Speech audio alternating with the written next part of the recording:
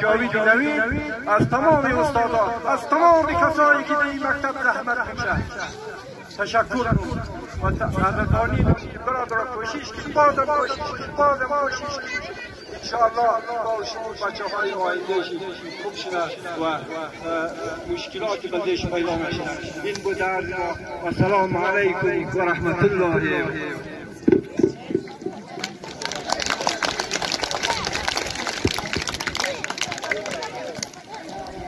یادت باشد یک کودک، یک قلم، یک کتاب و یک معلم دنیا را تغییر می‌دهد. تقدیر و تشکر از جناب آقای احمدی که احساسات و بیانات عالیشان را با ما به میان گذاشت و در این قسمتی از برنامه توجه شما را جلب می‌نمایند و سخنرانی زیبایی توسط مدیر محترم جناب آقای جاوید نوید تا آمدن ایشان بر محمد سلام.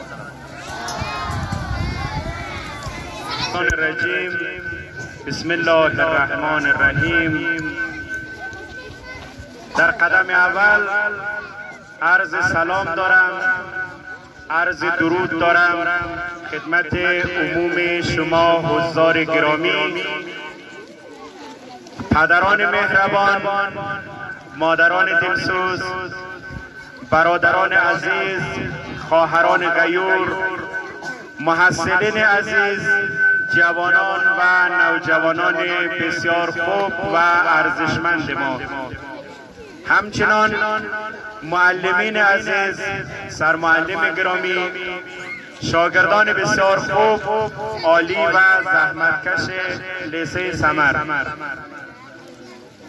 از اینکه هوا بسیار گرم است ما بنای صحبت ندارم، فقط خواستم که تقدیر و تشکر داشته باشم از مجریان برنامه امروز، برادر عزیز علمی و فرهنگی ما قریه‌دار صاحب پناهی، برادر علمی و فرهنگی ما جناب الحاج حامد، برادر عزیز و فعال و دلسوز ما جناب محترم آقای کربلایی صاحب احمدی، خواهران توانا و خواهران مهربان ما، خواهر عزیز فرشته پناهی، بهناز پناهی، فاطمه مشتاق و عموم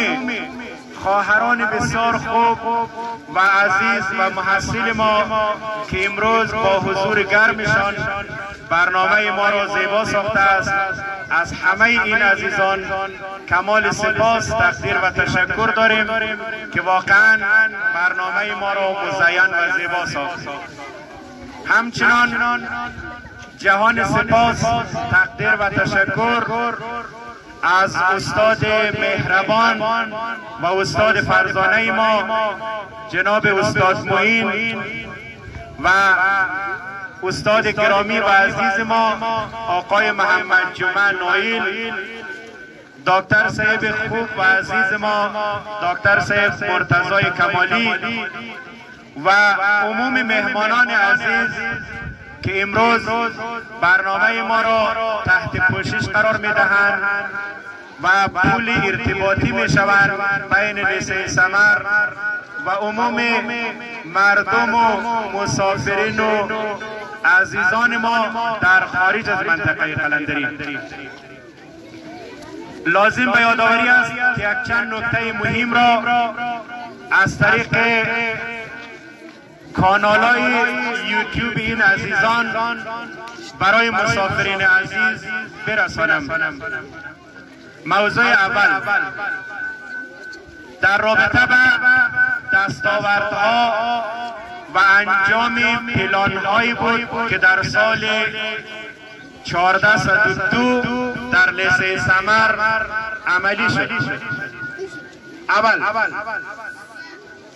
از تمام مسافرین عزیز، مخصوصاً مسافرین عزیز کشور استرالیا که امسال 50% معاشات معلمین مردمی را برای لیسه ثمر کمک و اعانت کردند و با عموم مردم قلندری و بیدسای سهم گرفتن.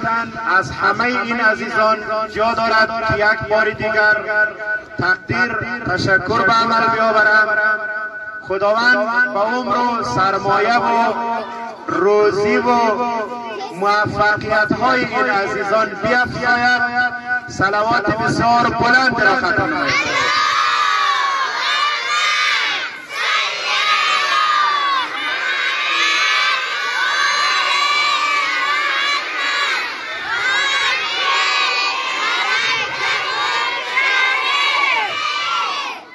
همچنان تقدیر و تشکری خاص از برادر عزیز ما جناب آقای امیر یاوری که در سال 1402 در 2 مرحله لیسه ثمر را حمایت بسیار خوبی مالی نمود که یکی در قسمت ساختن چوکی ها و میزهای جدید مکتب بود و دوم در قسمت رنگمالی داخل و بیرون مکتب. دوستان محترم، قسمی که شما میبینید رنگمالی بیرون مکتب با حمایت مالی برادر عزیز ما آقای امیر یاوری از کشور استرالیا انجام شد که جا دارد از آقای امیر یاوری و بقیه مسافرین عزیز کمال سپاس، تشکر و قدردانی به عمل آورم. خداوند به ایشان هم عمر با برکت، سرمایه با برکت و صحتمندی دائمی عنایت نماید. صلوات بلند را ختم نماید.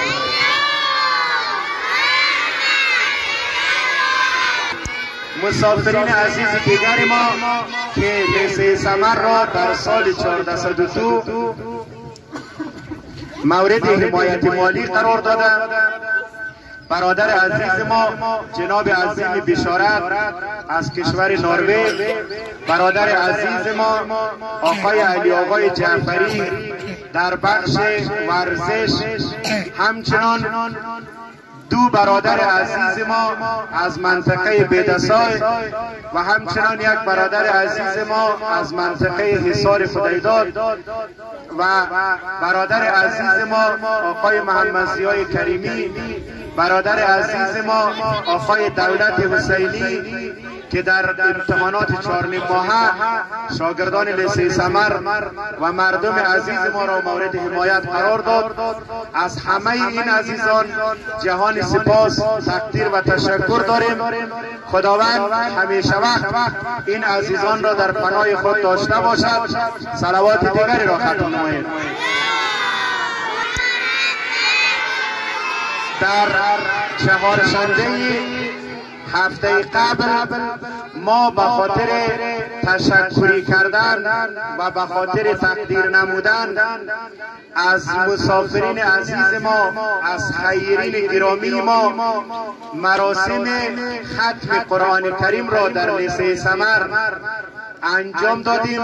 مراسم ختم قرآن کریم را در لیسه ثمر برپا نمودیم تا حداقل اتحاف دعا داشته باشیم برای حامیان لیسه ثمر، برای خیرین عزیز، اعم از محصلین گرامی، جوانان غیور ما، پدران دلسوز ما، مادران گرامی و دلسوز ما، خواهران قهرمان ما و همچنان مسافرین عزیز ما که این برنامه زیبای قرآنی از طرف خیرین و دکانداران عزیز منطقه قلندری مورد حمایت مالی قرار گرفت که اسامی این عزیزان را ما میخوانم. شما به خاطر صحتمندی و طول عمر این عزیزان، به خاطر ازدیاد سرمایه این عزیزان و به خاطر شادی روح اموات این عزیزان صلوات بلند را ختم نمایید. در مراسم ختم قرآن کریم خیرینی که از بازار غجور برنامه ما شما را حمایت نمود، پدری علی آقا جان از منطقه قاش مبلغ 500 افغانی حمایت کرد. جمعه خان محمدی از منطقه شجاع مبلغ 500 افغانی حمایت کرد. حمیدی حیدری از منطقه میانه کارز مبلغ 500 افغانی حمایت کرد و استا علی شاه حسنی از منطقه قوش مبلغ 500 افغانی حمایت کرد. جمعه خان جاوید از میانه کارز مبلغ 200 افغانی حمایت کرد. جمعه خان سروری از منطقه قریه بیان مبلغ 200 افغانی حمایت کرد. محمد ضیای علیزاده از منطقه شجاع مبلغ 200 افغانی حمایت کرد. پدر محمد حسین نقشی مبلغ 100 افغانی حمایت کرد. محترم زکی نقشی، زکی امینی با تعداد 10 عدد نان خشک که همون برنامه ما بود، 10 عدد نان خشک حمایت کرد ما را. همچنان برادر عزیز ما آقای حسینی مسعود 10 عدد نان او نظر داد و او ما را حمایت کرد. و امیر یک تعداد عزیزان دیگه هم که نخواست نامشان گرفته شود در این کار خیر و در این نظر بسیار خوب، محترم پدر عباس علی از محترم مستری صاحب محمد علی زاهدی و از محترم علی آقای براتی و از محترم فدا حسین قریه لوله جهان سپاس تقدیر و تشکر داشته باشم که ما را در قسمت رنگمالی حمایت کردند، با ما همکاری کردند. خداوند و این عزیزان باید صلوات بلند را خدمت نماید. رسانه ها برای مسافرین ما انتقال کنند و در حضور پدران گرامی میخواهیم یک نکته بسیار مهم و حساس را در این مرحله زمانی برای شما برز برسانم. توجه کن شاگردای عزیز، پدران محترم، مادران عزیز، قسمی که شما میگرنین سال تعلیمی به پایان رسید و ما و شما 3 ماه زمستان را پیش رو داریم. چی خوب است که این 3 ماه زمستان برای شاگردان عزیز یک زمینه بسیار خوبی علمی و فرهنگی باشد. ما از عموم مردم عزیز منطقه قلندری و دیدسای و همچنین منطقه پادشاهی مردان تقاضانم که در این 3 ماه زمستان به تفاوت نباشید، جلسات دایر کن، معلمین استخدام کن، کورس‌های زمستانی را برای شاگردان راه اندازی کن.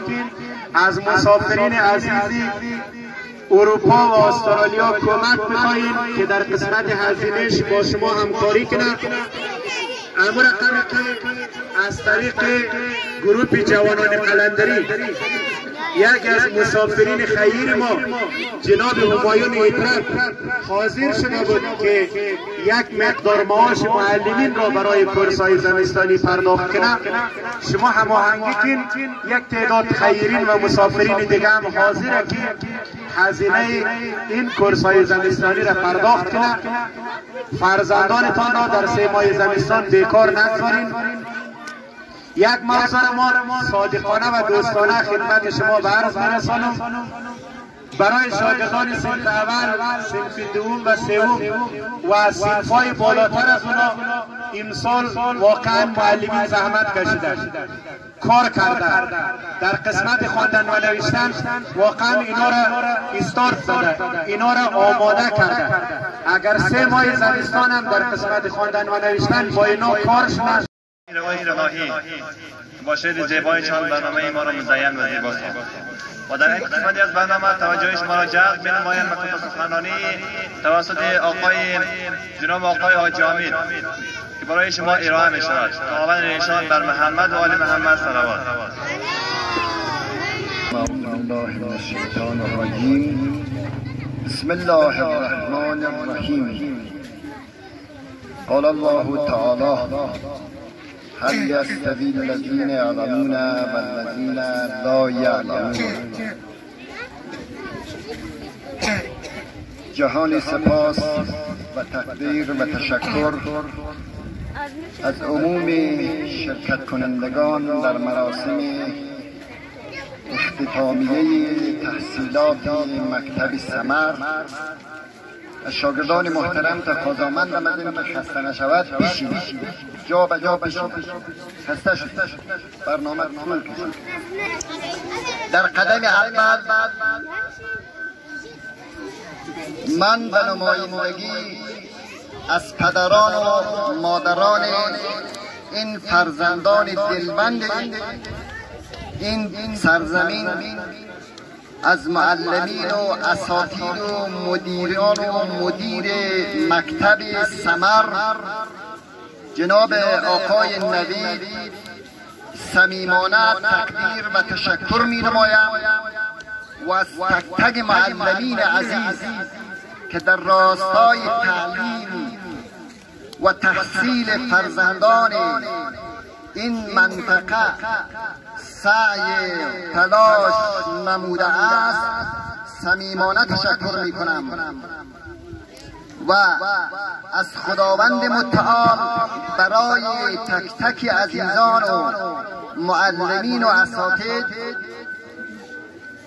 موفقیت و اجر و مزد خواستارم که خداوند متعال برای این معلمین عزیز اجر و پاداش عنایت کند. درست است که معلمین در مقابل درس دادن خود از دولت اسلامی اندک معاشی دریافت می‌کند، ولی زکات العلم نشره، زکات علم نشر علم است. نمرات کم یا زیاد، ولی کوشش و اصل که درس خواندن باشد و یاد گرفتن باشد مطرح. لذا خواهر محترمه فرمودند که برای کسانی متاسفن که نمرات عالی نیاورده‌اند، نه من متاسف نیستم، من با آنها میبالم، آنها سعی و تلاش خود را کرده است و نهایت کوشش کرده است، ولی به خاطر مشکلات هایی که من و تو نمیدانیم او نتوانسته است نمرات عالی را به دست بیاورد.